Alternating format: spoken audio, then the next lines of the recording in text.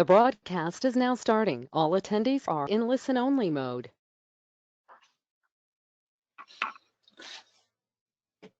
Hello and welcome. I'm Peter Galdies and I'm founder and director of DQM GRC, and I'd like to thank you all for joining us today for what I'm sure is going to be an interesting and lively discussion. So let's get started with some basic housekeeping and have a look at today's agenda.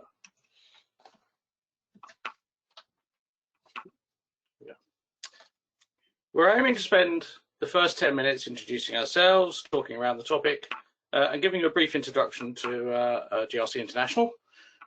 We'll then go into 30 minutes worth of discussion with our delegates, and then we'll aim to take at least 20 minutes worth of questions from the audience. We will wrap up after an hour, and maybe slightly before if we run out of things to say. I'd just like to remind you all that if you want to ask a question, if you can please ask it through the app probably on the right hand side of your screen. There is a section for questions and you can submit the question through there. And I can see, Mihaela, we're getting some feedback that someone can't hear anything already, so maybe a quick look there. Okay. After the presentation, we'll email slides and a link to the recording to all the delegates, and hopefully we'll be able to take further questions if we need to by that way. So a short introduction to GRC International. We're a leading global provider of IT governance, risk management and privacy compliance solutions. We've an extremely comprehensive range of products and services which are uniquely integrated and provide an alternative to the traditional consultancy firms, publishing houses, penetration testers and training providers. Particularly important for today are our cybersecurity services from IT governance, data protection practice provided by DQM GRC, and legal support which is available from GRCI Law. And all of these combine to provide a comprehensive service for organisations of all shapes and sizes. Right now with COVID-19, our Protect, Comply and Thrive approach aimed at helping organisations achieve resilience in the face of constant change has never seemed more appropriate. And that brings me to today's discussion. Without doubt, COVID-19 has been dramatic for the vast majority of organisations. This sudden global shift we're all experiencing in our working patterns has brought with it unprecedented changes to social and working habits. And as a consequence, new cyber risks and data privacy challenges have arrived, which affect the way organisations need to operate. Many, if not most, organisations now have a substantial number of employees working from home. These employees may be accessing and processing information outside of our normal security perimeters. And of course, this increases the risk of a data breach. Inevitably, cyber criminals have already recognised this as an opportunity and are employing sophisticated phishing tactics and creating malicious websites to target staff, for example, by impersonating credible information sources around COVID-19. And because of this kind of activity, organisations may need to implement additional or new security measures and privacy practices. And importantly, one of the legacies of COVID-19 is likely to be a broader use of home working in the future. So many of these challenges are likely to stay with us for the longer term.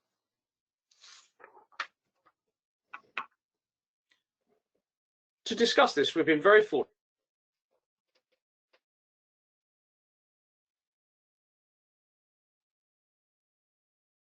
to be able to bring together cybersecurity, legal and privacy experts to talk to you today as our panel.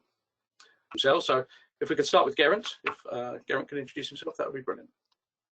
Okay, so I'm Geraint Williams, the Chief Information Security Officer for the whole of the GRCI group.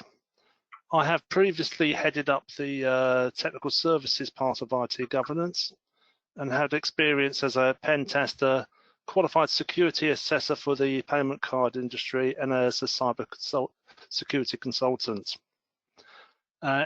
Previous to sort of my life in the GRCI group, I've also been taught forensics and ethical hacking at a university.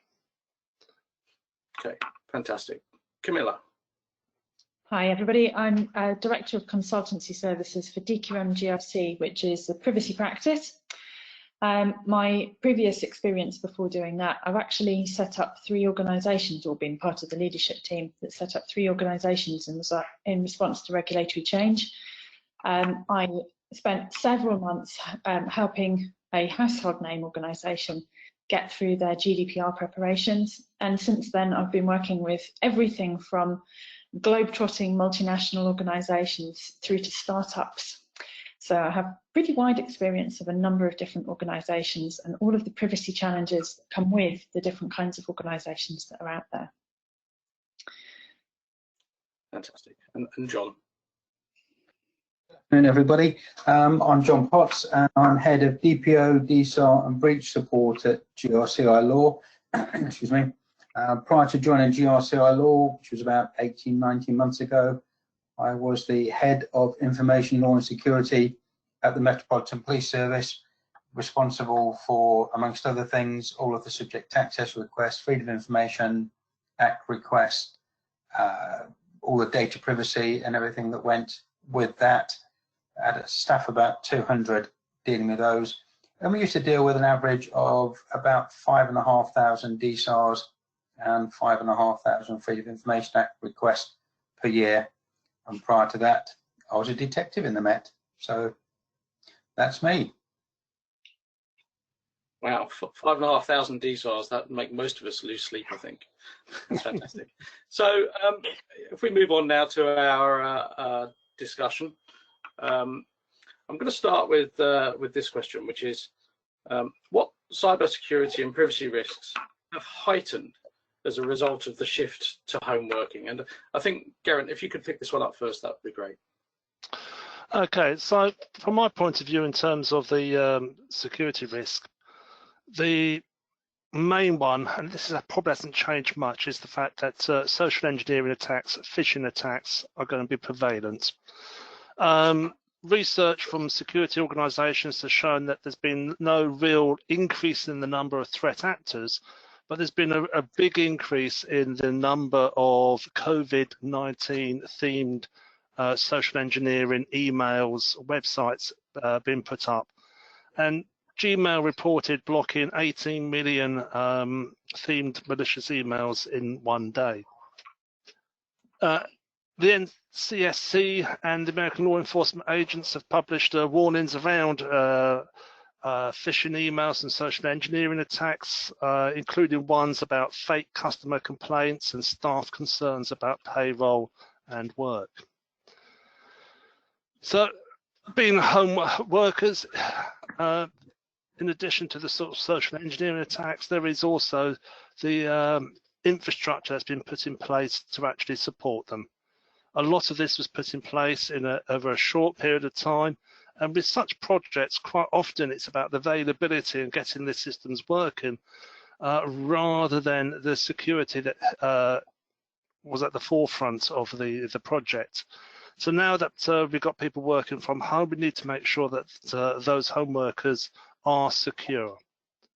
There have been reports in the press from security researchers about home workers taking corporate machines home with them that had been compromised but were sort of shielded by the perimeter of their workplace. And now they're out in a home network. Those compromised machines have become active and are talking to command and control centers. Additionally, VPN networks have been for a while known to have sort of vulnerabilities and need to be patched and updated. Again, the NCSC issued a report on this at the end of last year about some enterprise VPN solutions. So there is the need to make sure that the VPNs you've put in place are secure and up to date and sort of running the latest security patches. Fantastic, thank you. And John, from a legal perspective, how do you see how privacy risks or security risks have heightened? Yeah, excuse me, thank you. I will start off by saying, obviously, what I'm giving now is not legal advice and shouldn't be construed as legal advice. It's a general piece on with regards to contracts on monitoring devices, working from home, etc. If you've got a like we have secure laptops that have been issued by the company and you've taken them home, then monitoring and everything else like that under your contract remains exactly the same. We as employees, as employers, we've got exactly the same right to monitor that we have when they're in the office. Exactly the same policies apply whether you're working in the office or working from home. I'll touch on this a couple of points as I'm talking, but this is home working. And if there is going to be a change in a contract, it should say that this is home working or where you are locked down. This is not home working or the beach if it's sunny or Costa. There are only a few walls in Costa where people can't see behind you. So that's something you've got to be really conscious of, in that if it needs a changing contract on there. If you are using your own device, then all of the points that Geraint has made and will no doubt make regarding bring your own devices apply. What I would say is that bear in mind as an employer, everything that you have in the office under a person's contract, i.e. their health and safety, still applies from home working. So it's important, as we have within GRC International, that we've done questionnaires and made people aware of their health and safety as to everything that goes into it along those lines. Commercial contract with suppliers and processors, don't forget that they probably are also working from home, but it's incumbent on you to make sure that the contracts that you've got in place are still relevant, that that they can fulfill the contract, again, without going into legalese and making this a legal piece. If you've got the impossibility of performance within your contract, is that processor, is that supplier able to fulfill the contract that you've got in place with them? Because bear in mind that Article 24, your responsibilities as a controller remain the same. There are no differences with that. There are other issues around force majeure and along those lines, but that we don't need to go into those at this stage. So in essence, what I would say is ensure that your suppliers that you are dealing with, that their level of responsibility and their level of security is exactly the same, and that you are checking it. Because when we come out of this at the other end and the ICO starts to look at breaches, they're going to want to know exactly what you've done, what you've got in place, and that you've not just sleptwalk into a data breach. I think that's probably my time on there, Peter. Thank you. I mean, Camilla, obviously having a processor, for example, who can't fulfill their obligations to you can cause a privacy problem, a privacy breach. So what other kind of problems do you see that have heightened as a result of this shift to home working and to the COVID-19 paradigm that we're in at the moment?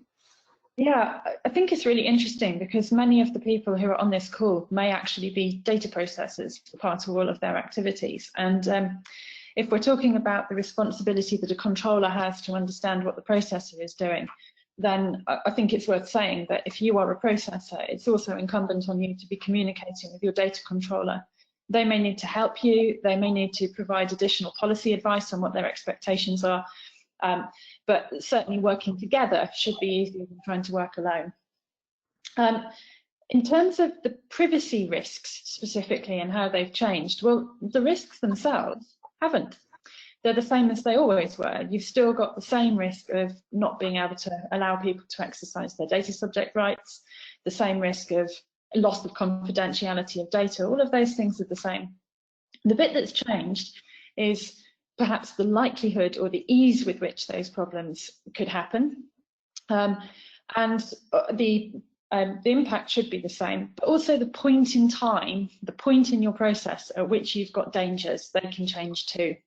And I would suggest that you think through what that looks like now. So if as part of your GDPR preparations, you created and have maintained process maps, revisiting the process maps and looking at how your processes have changed because of people working from home, is a really good way of seeing how your how your likelihood, your ease, or the points at which problems can arise can happen for you. So examples might be where different parts of your organisation need to work together to make a process happen. You're probably using a different method to do that than you would be in an office. You might have new technology, for example. Certain parts of the process may well have been redesigned at speed, potentially by somebody who, in my experience, quite likely didn't refer back to the policy at the time they were doing it. So all of those things are understanding exactly what is happening in your organisation. How does it compare to what you were expecting to be happening? And what does that mean in terms of how things have changed? And then obviously, from the back of that, looking at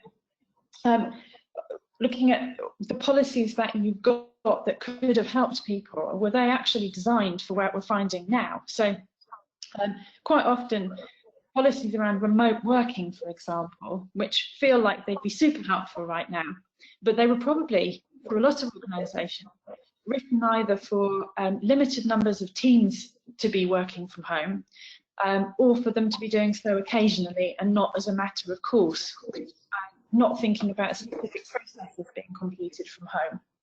So all of those different things come together to say it's not that the privacy risks have changed particularly, but the chance of you having a bad privacy event might have changed, or the things that could happen, the vulnerabilities that you've got that could allow those things to happen. That's what I would suggest has changed. Okay, just a very quick follow-up on that. DPIAs, right? Presumably, if they were written and put in place with access being from an office and as part of a DPIA, would they still be valid if people are now working from home? Well, that is a good question. And obviously with DPIAs, they are living documents. So if you've changed something significant about the way that your processing is taking place, then it's really important to go back to the DPIA. And what the DPIA should do is tell you what controls you need to have in place. So when you're looking at where those bad things can happen, what points in your process have those risks got a chance to occur? Your DPIA tells you what a good set of effective controls needs to look like. And so as that changes, you may find that what you need to look for is what controls you need to put in place for the new risks.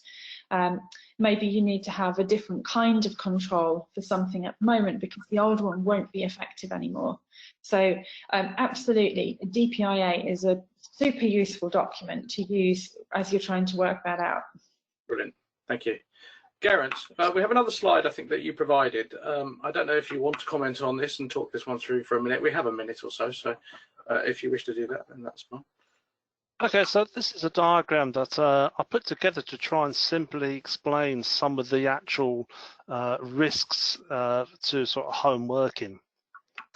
I think if we start at the sort of the bottom left, you can sort of see the corporate entity to which the home workers are VPNing. And of course, you've got the attacks on the encryption, vulnerabilities in servers, appliances, or incorrect configurations on that VPN side, which attackers and malware will actually attack to try and get in. Within the home network, you've got sort of the home router, which is a sort of combined switch, firewall, router, wireless access point these days. And you're going to have other people within the home network. Some of those are not going to be corporate devices. Some of those may be compromised already through activities by teenagers and partners and other adults in the home. And now that your corporate device or your BYOD device is actually in that network with other devices, it could potentially be compromised. So again, it's about updating and patching the actual AV software on the corporate machine and making sure it's got a host firewall. But we're going to have attacks by people using phishing attacks and malicious websites to catch people out when they're actually browsing. It's very unlikely, but you may also have some eavesdropping from your next door neighbor or someone else on your Wi-Fi, but that's very unlikely to be there unless you've got a budding hacker living next door to you. Which is not impossible these days with this sort of the teenagers, etc.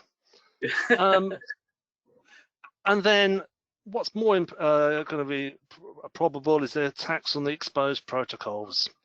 There are a number of IoT devices in your home these days, security cameras that are streamed out so you can see what your cat or dog is doing while you're away from home, or what the child is doing.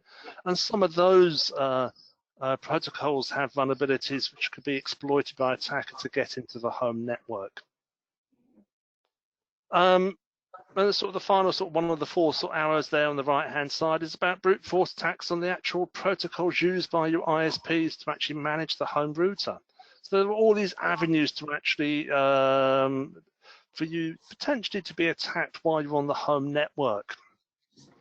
The brute force attacks on the on the remote management protocols, there's been a slight increase in those in sort of Germany, America, etc., with some of the service providers where they've been using default credentials to manage home routers. So there is a risk that you need to be aware of and put in place basically a sort of zero trust architecture. Make sure that the corporate device or the BYO device is actually hardened and secured. Can I just Brilliant. jump in super quickly at the end as well? From a privacy perspective, your employees will be having really, really different lives right now, right? From each other, I mean. So some of them will find it really, really easy to find a private space to work, and some of them will not.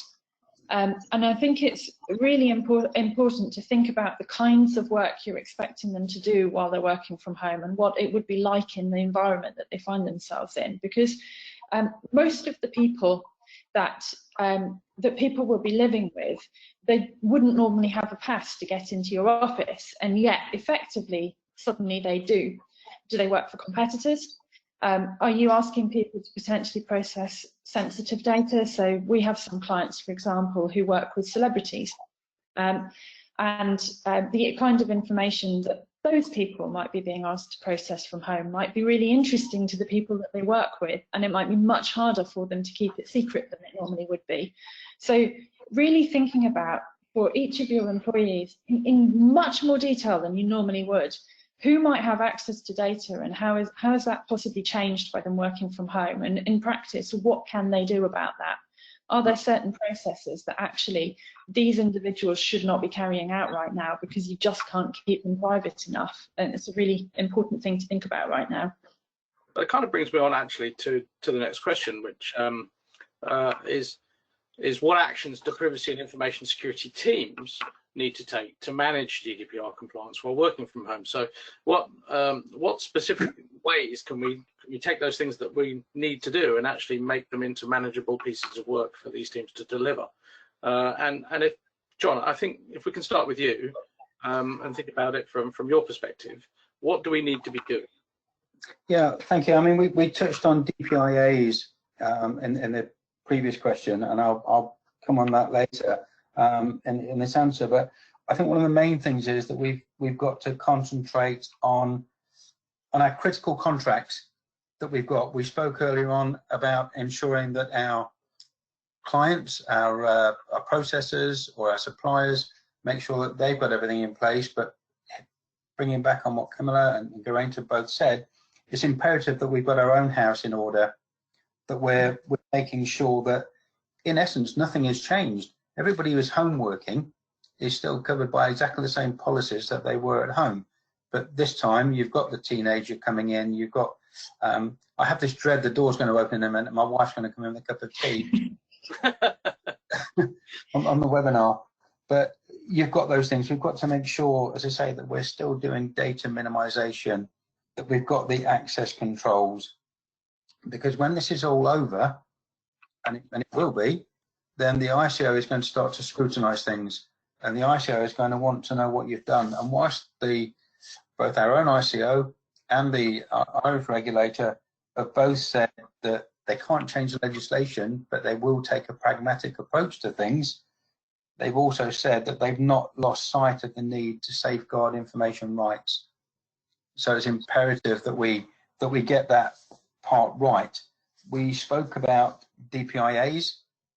As Camilla said, the DPIA is a living document, but here we're in a different situation because we've got a whole new dimension to the data that we're collecting.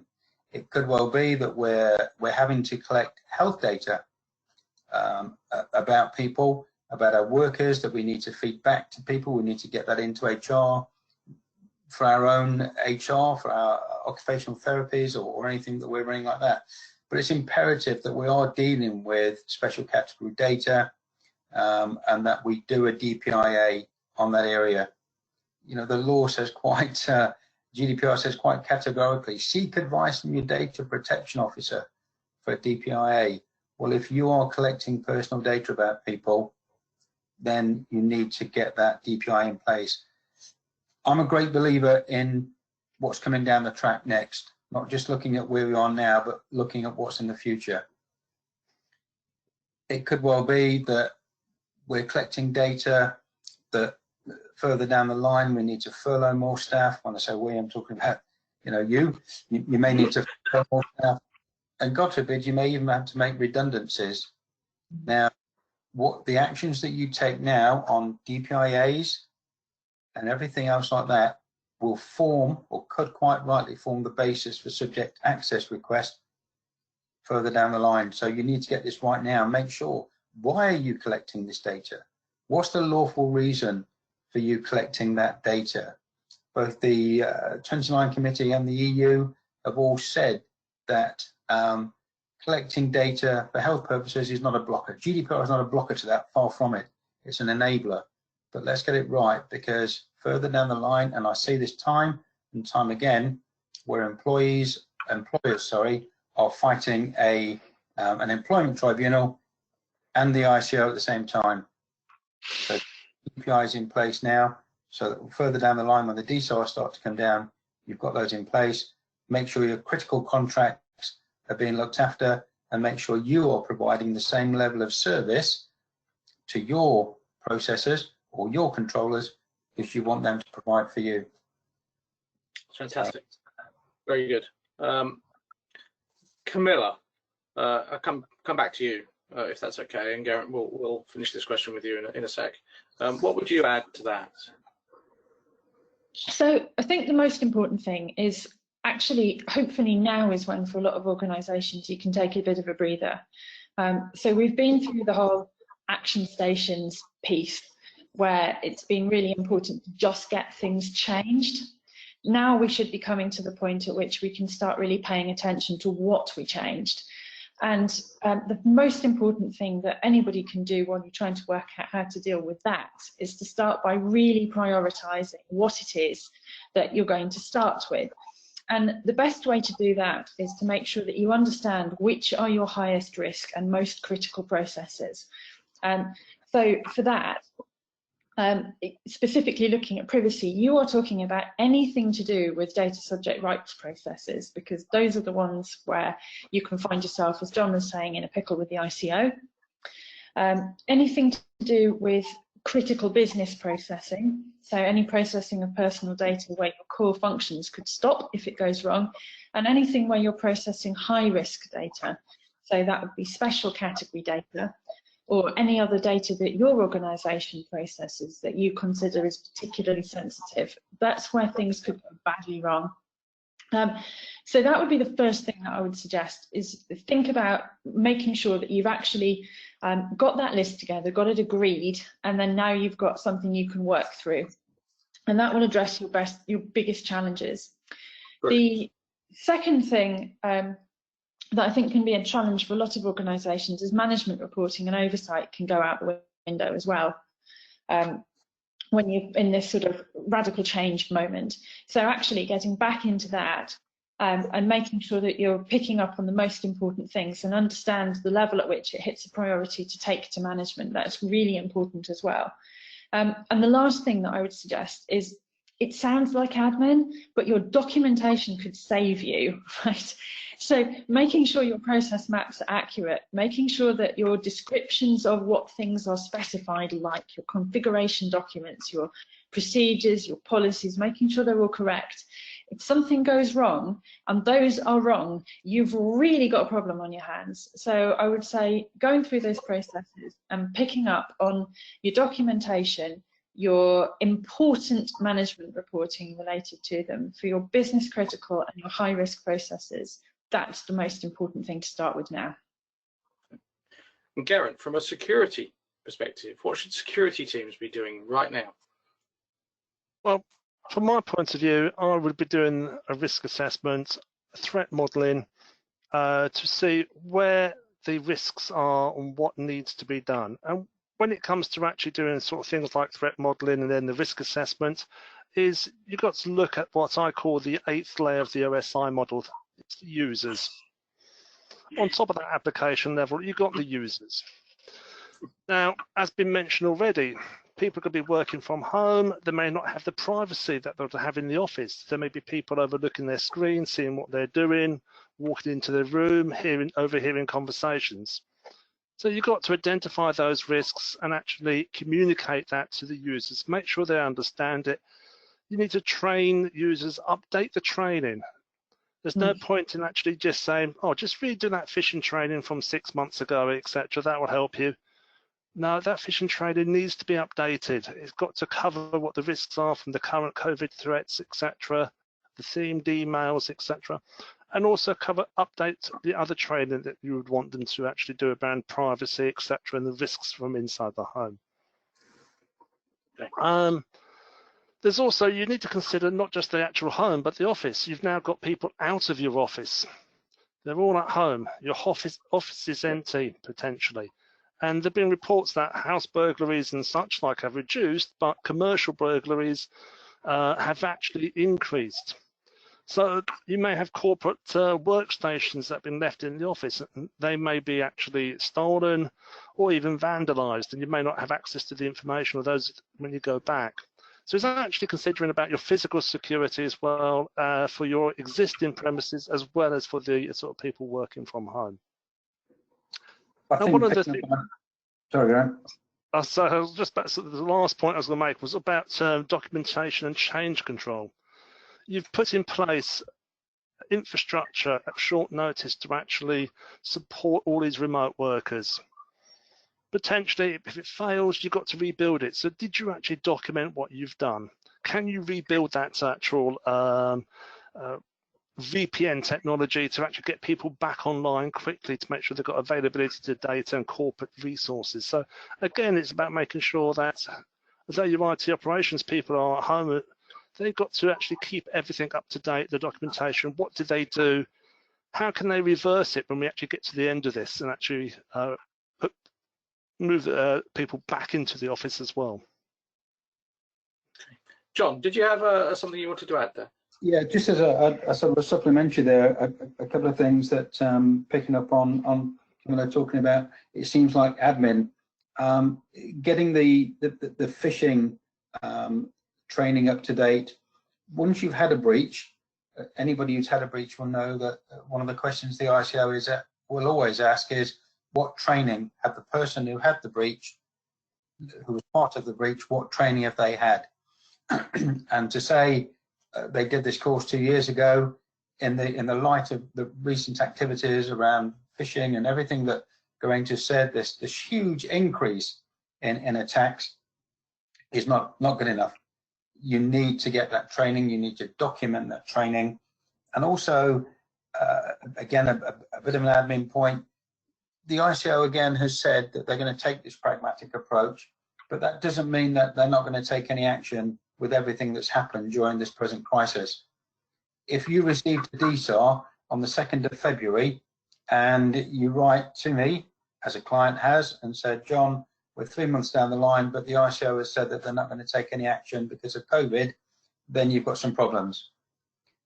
If you get a DSAR now and you can't access it, then start a timeline. From the minute you get that DSAR, every single piece that happens along those lines, and don't be afraid to release information piecemeal if need be, but you must get those timelines in. It seems like an admin process, but it's going to protect you. And again, it's just this looking forward when we come out of this, what is it that we need to be part and parcel of? And on Geraint's point about burglary, don't forget the loss of access is also a data breach. That's Absolutely. True. Can I Okay, just so can I just do one extra last point on that as well? I think it's a really valid thing to say that clients are understanding sometimes that the ICO has said that it's taking a relaxed or pragmatic view, and that means that you cannot breach the regulation at the moment. It really isn't what they've said, and it's really important to just make sure that that's clear. What they've said is that if you can explain why the effects of coronavirus meant that it was impossible for you to comply and that you took appropriate actions because of that, then they will take that into consideration if something goes wrong. Okay, if you can't get that explained clearly, if you can't show robustly that that was true, so you're just relying on the fact that it was coronavirus, it was all a mess. If you can't actually document why the specific effects of coronavirus on this process were what they were, then you are really going to struggle to get that pragmatic approach from the ICO.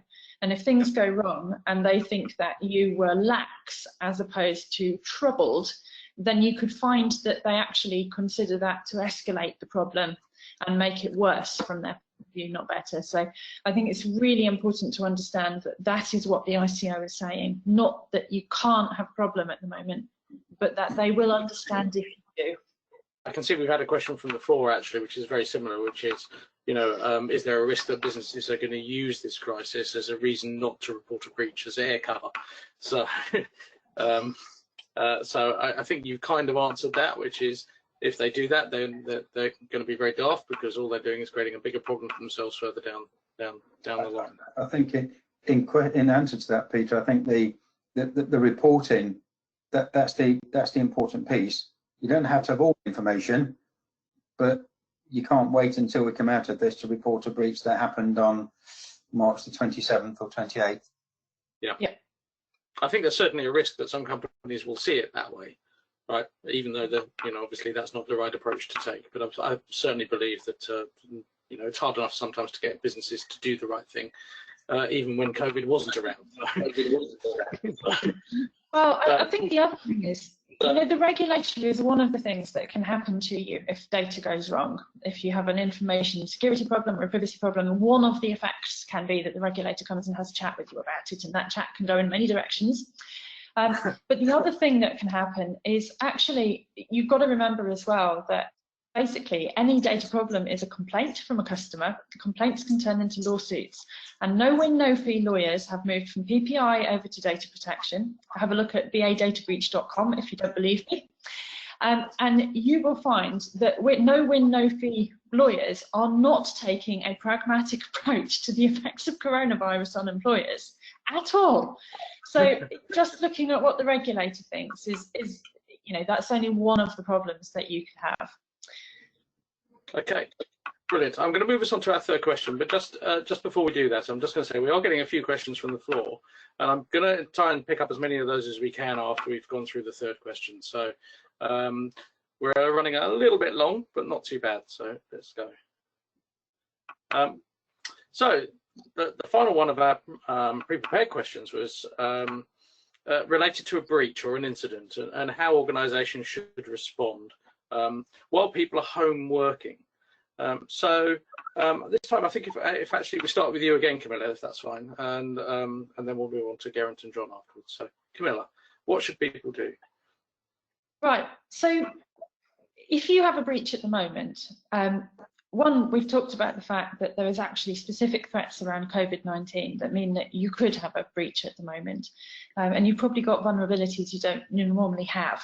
So this could happen to you, and it would be an absolute nightmare if it did. So it's really important to think through actually what would you do. So one of the pieces of advice and conversation that I always have with clients is to say, if you have a breach, if you have a major incident or a breach, that is one of the most stressful things that can happen to an organisation. And you really don't want to find yourself trying to work out what to do on the fly while it's all going wrong around your ears. So it is absolutely, I would say, that your data breach and your data incident processes and all of the stuff that fits with it to help you recognise breaches and incidents when they happen and classify them, all of that should be on your list of critical processes that you should be reviewing. And again, it will have changed because people are at home. So if you look at the kinds of data breaches that the ICO fines for, a lot of them are people being nosy, getting access to data they've got no business having, people making what I would call fat fingers errors and emailing the wrong person with personal data, losing thumb drives, just a bunch of different things that people who are now working from home may well think that they can get away with, but they're data breaches. And maybe they can, maybe they can't, but are they going to tell you about it?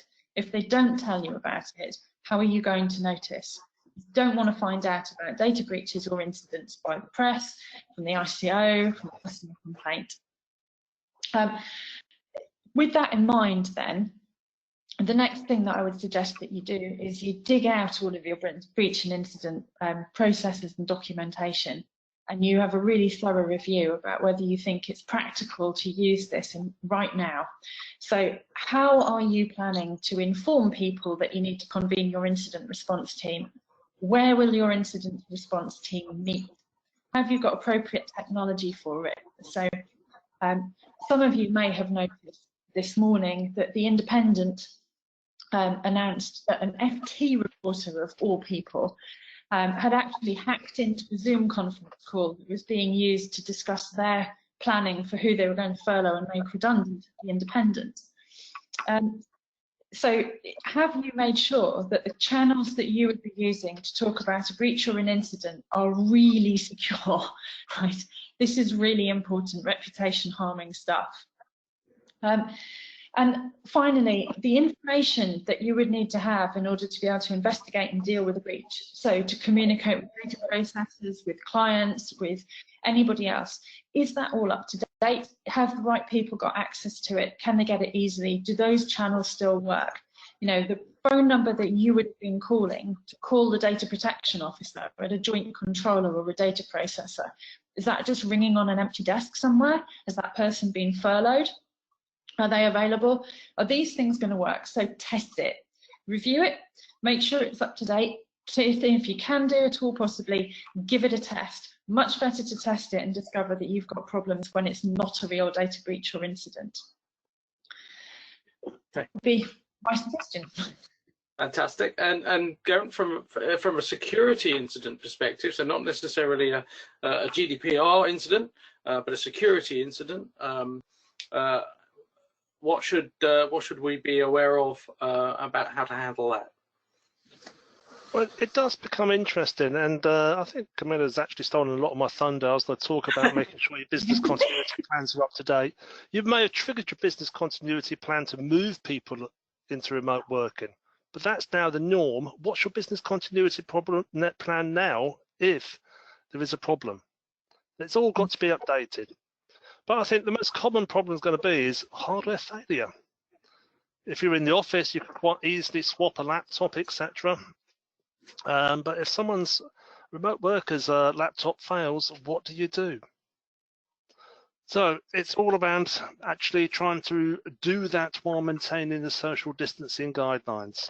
If it's essential that someone needs to go out there, then that's actually allowed to do. Someone from IT operations can go out and swap the laptop over. But that means you've got to actually ensure that you meet the social distancing, leave it on the step, walk a step away, etc. You've got to manage that. You may want to consider about how do you disinfect returned items, how do you disinfect stuff that's going to be given to a shielded person.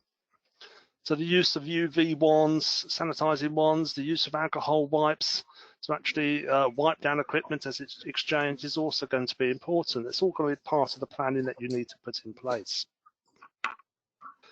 Okay. But is that okay, Garen, or shall I? So effectively, that's really the emphasis I was going to go for, is actually you've got to actually do it within the current restrictions of the actual sort of social distance, but it is actually doable. You may need to think a bit clever around the box, etc., outside the box, but you can support people remotely. You can exchange hardware, etc. And if they've got a ransomware or got a compromise in the machine, they need to shut it down immediately and actually you need to then collect it to actually do the forensic analysis. But it is all possible, but you've got to plan for it and think about it beforehand. Yeah, I think we should have looked at Camilla's script before we came in this. I blame the adjudicator. I think just as within the office environment, as Camilla said, just as within the office environment, there needs to be that reporting structure for reporting breaches. That needs to be as part of the home working team. If we've got a problem now, and as Camilla quite rightly said, one of the biggest breaches the ICO has, or that's reported to the ICO, is fat finger or use of autofill. Now, autofill in an office computer is bad enough. You imagine if you've got your own device and you've got the fill on there, and I'm one of hundreds in my family, and to drop down pots, you could be putting data all over the place. The other part of that is an actual investigation that we're part of, an actual breach on a bring your own device, is having so many items opened at lunchtime. You're browsing for your planning for that holiday next year. You've got various things open. You've been on to the email. You've emailed the travel agents, and then you've got an HR file open as well, and you connect that, and bang, the travel agent's got your HR file. There needs to be a way of reporting that. The 72 hours is still in place. Make sure that the person who is responsible for reporting breaches, whether it's your DPO, whether it's your head of compliance or head of governance or whatever, make sure that people have got access to them. Try and stress the lack of a blame culture. That's for further down the line. Let's get the breach reported. Let's tell someone, do something about it, stop it happening. That's the things on the breaches. We've got to make sure that furloughed staff, have they still got access to systems? Think about temporarily blocking their access to systems, so that you've not got people who you think haven't got access, who have actually got it on there. So, as I said, you need to really think about how you're going to report the breaches, who's going to be responsible for them. And I go back to what I said before, get it reported. You can do everything else in slower time. Get it reported, because 6-9 months down the line, you don't want to be explaining to the ICO why your major data breach is actually in front of, on the page 3 of the Daily Mail, as opposed to on the investigations team desk within the ICO. So they're the points I would make there. Yeah, and don't be afraid, as Geraint said, your business as usual, your business continuity has changed dramatically. So learn from anything that happens here. If you do have breaches, start building those into an exercise, start building those into a business continuity plan. We run tabletop exercises for companies so they can see how breaches impact, who it impacts on.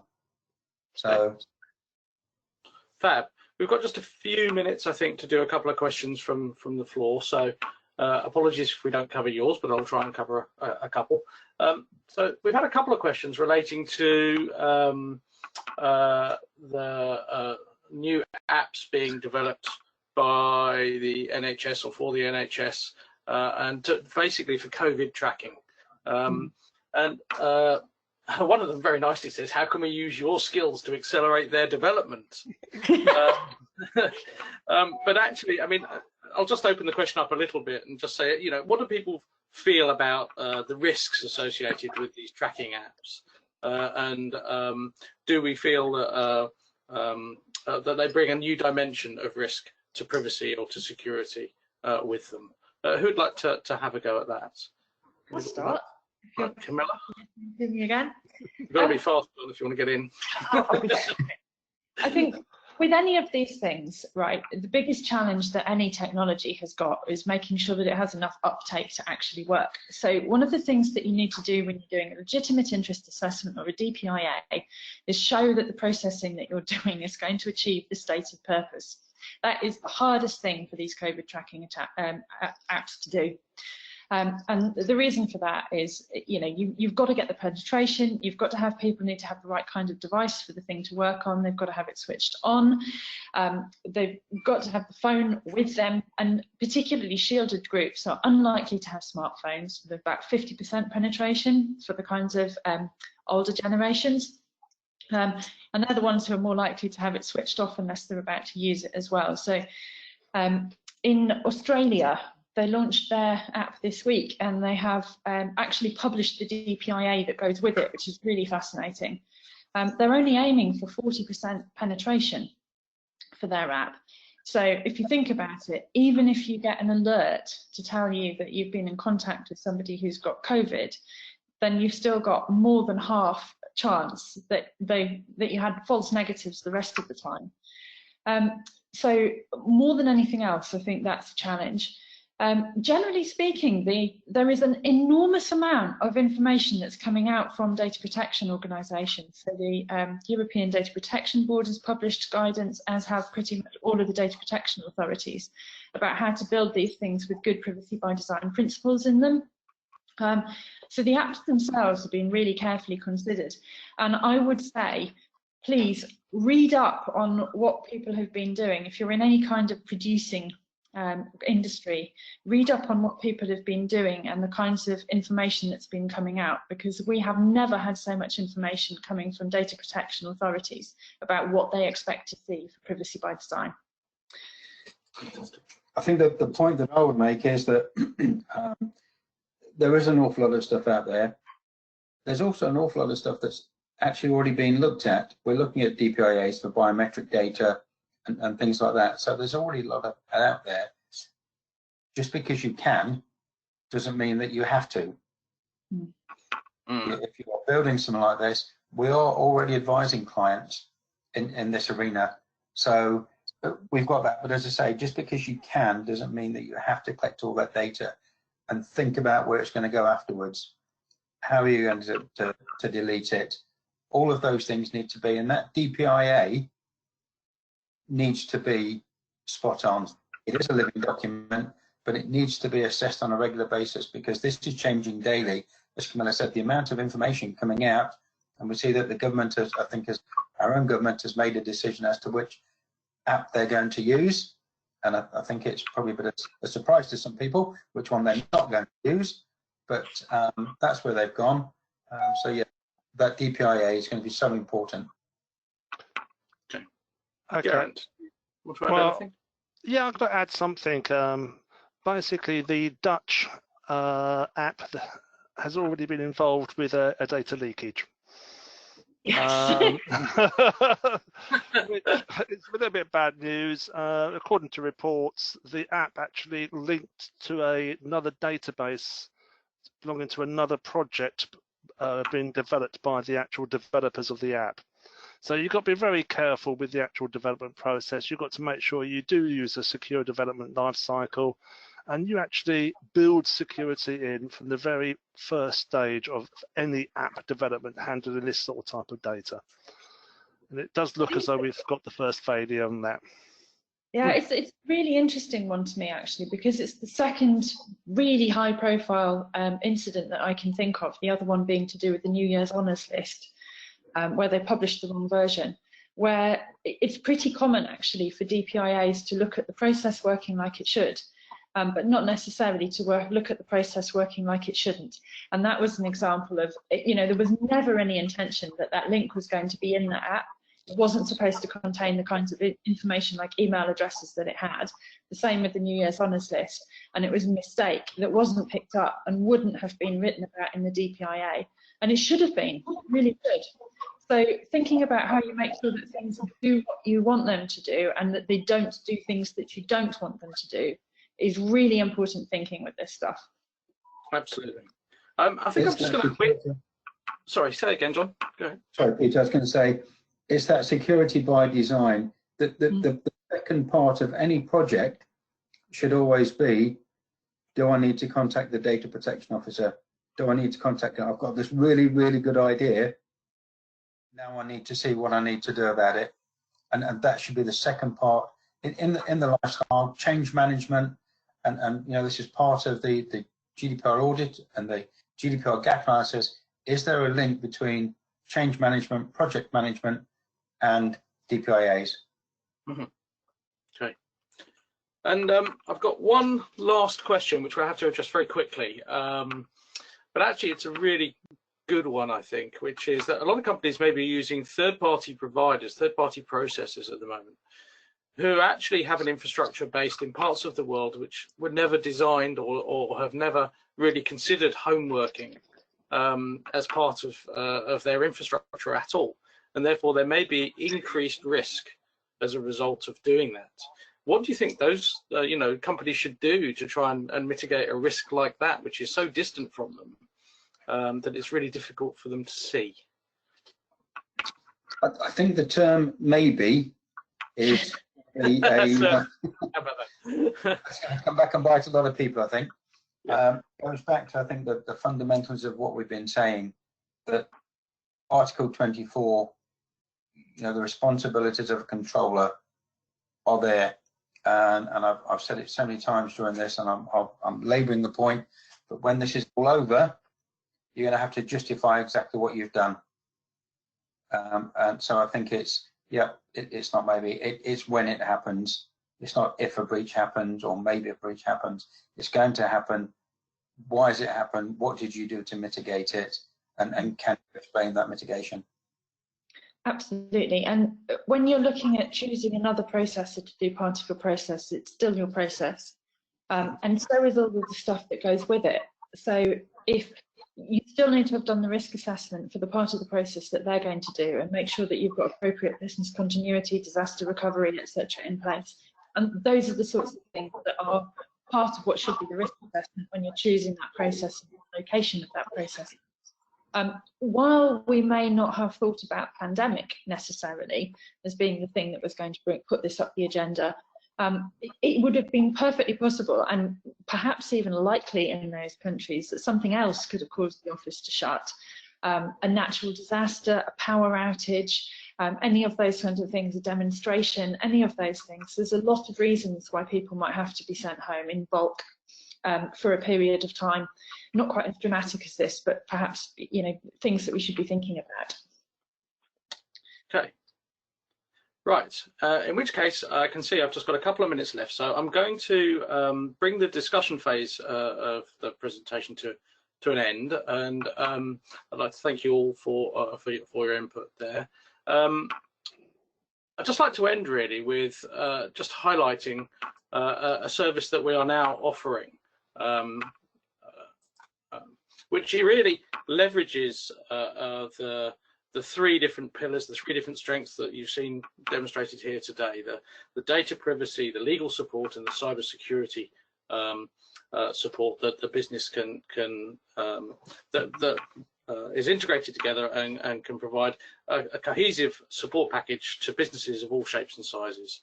So please do follow the link that's at the base of this presentation. You will be getting a copy of it. Have a look and hopefully get in contact with us.